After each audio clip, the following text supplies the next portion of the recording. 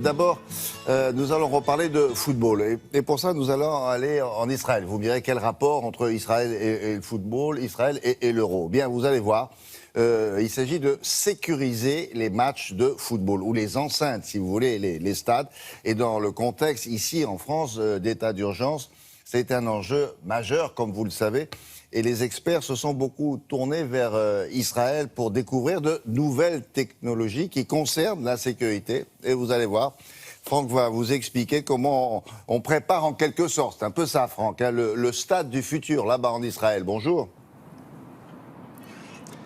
Bonjour William, car oui, c'est vrai, Israël ne s'est pas qualifié sur le terrain sportif, éliminé notamment par la Belgique et le Pays de Galles en qualification, mais Israël est bel et bien présent sur le plan de la sécurité, notamment dans les stades. Il faut savoir qu'ici, la sécurité dans les stades est tout simplement inspirée de la sécurité dans les aéroports, et cela préfigure très probablement ce qui se passera dans les stades européens dans le futur, comme vous allez le voir dans ce sujet préparé avec Obsep Nalbandian. Dans le stade du futur, les contrôles débuteront dès l'entrée du parking. De petites caméras cachées dans le sol inspecteront minutieusement le châssis de votre véhicule, capables de détecter automatiquement des éléments inhabituels, comme une arme ici, ou encore ce paquet dissimulé, pour le moins suspect.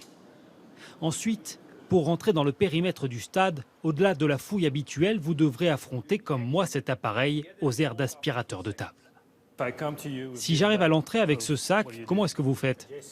Eh bien, j'entrouvre votre sac. Je laisse la machine renifler l'air qui s'en échappe pour voir si elle détecte des particules explosives.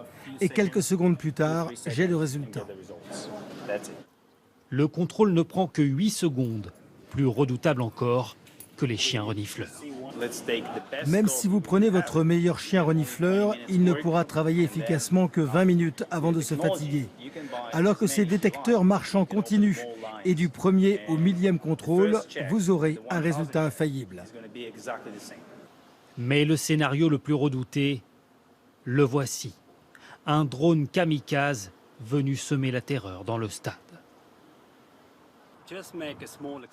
Si un drone aussi petit que celui-ci lâche une charge explosive au milieu du match, imaginez l'impact sur la foule.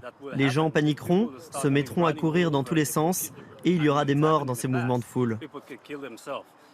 Pour y remédier, les Israéliens ont créé ce radar qui détecte les drones à 3 km de distance du stade. Dès lors, un canon neutralisateur va envoyer un signal au drone, le privant de toutes ses capacités d'action. Le signal désactive le GPS, il coupe la vidéo et celui qui est à la télécommande ne peut plus rien faire. La société reste discrète sur le prix du système et sur ses clients, mais ce type de technologie est bel et bien utilisé dans les stades français à l'occasion du championnat d'Europe de football. C'est pas un peu dangereux, Franck, d'essayer de tirer sur un drone ou le neutraliser hein, en plein vol comme ça?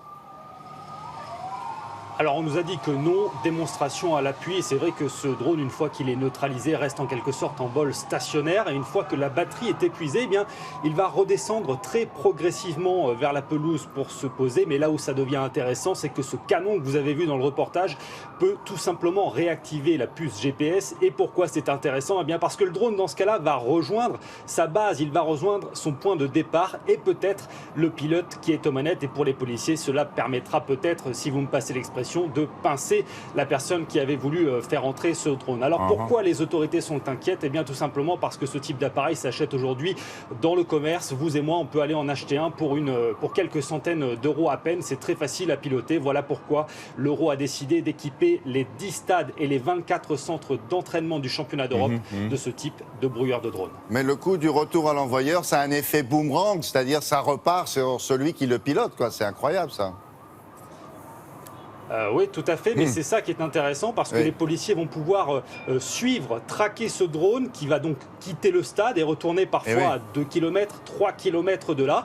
Et puis si on suit ce drone, eh bien peut-être qu'on arrivera jusqu'à la personne qui avait voulu le faire entrer dans le stade. Et pourquoi pas, ce sera l'occasion de procéder à une arrestation pour les forces de police ou de gendarmerie. Merci Franck, à plus tard.